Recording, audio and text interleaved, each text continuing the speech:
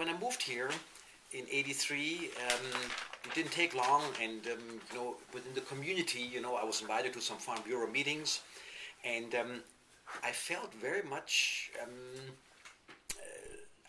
I felt very much appreciated in Farm Bureau, and I really felt, in the beginning, that the values that they had would very closely match mine.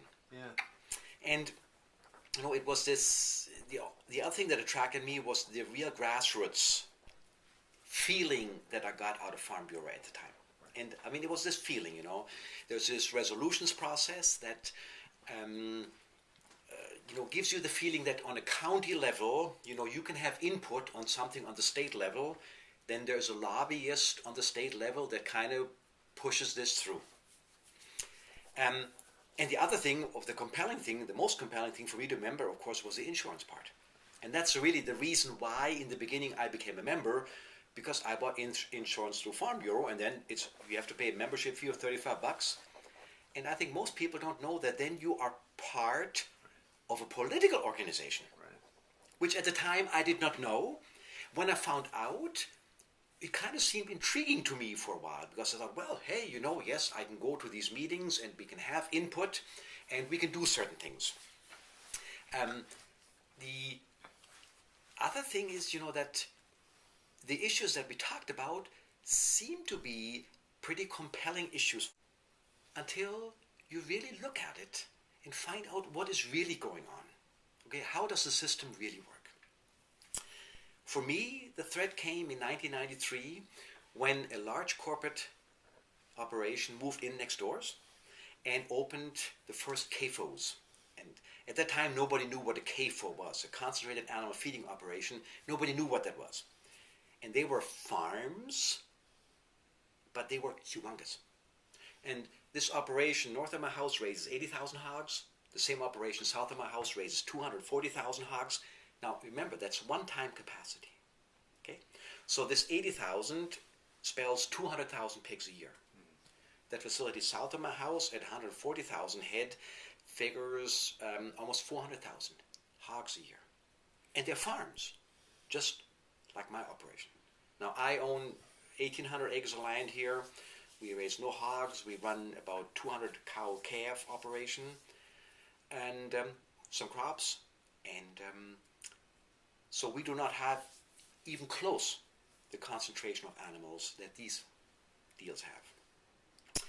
And to me, basically, it comes to the distinction between a farm and an industry. And as this came up, all of a sudden Farm Bureau was caught in the middle here. And I remember I went to the resolutions process, and all of a sudden, laws were changed in this state in order to make it easier for this industry, as I call it, to come in. Certain tax laws were changed, certain benefits were given to these corporations to come in here and do business. And that's where Farm Bureau and I pretty much and very quickly parted ways. Beginning of this, and I will never forget, there was a podiums discussion at Farm Bureau headquarters. I think it was in 92 or 93. And I was defending our side, the farmer's side, I thought, and there was a guy from Cargill that was defending the corporate side. And it was a podiums discussion. It lasted for about a couple of hours, and afterwards, a guy from Cargill and I went out and we had a beer together. And this guy from Cargill said about these operations here, he said, it will never work. This concept of putting these farms so close together and so concentrated will create problems that cannot be solved. And here we are today, we're creating problems up here that we cannot resolve. The odor issues are mind-boggling. The manure and waste issues are just very challenging. And PSF has filed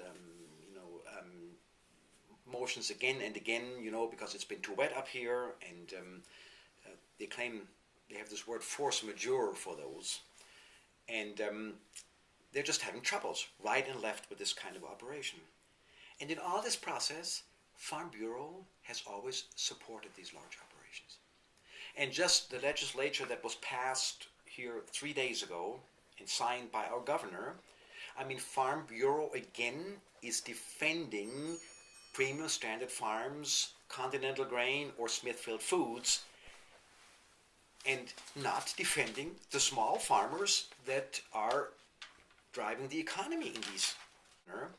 I mean, Farm Bureau again is defending Premium Standard Farms, Continental Grain or Smithfield Foods, and not defending the small farmers that are driving the economy in these places up here. What is the Farm Bureau's motivation to side with the big boys instead of the little guy?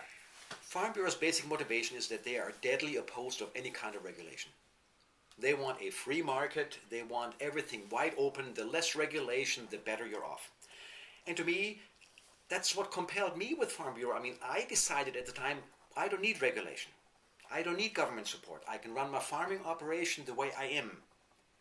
But then, here are these large corporations that are coming in right now, and they're not following my rules anymore. And I compare it to a football game.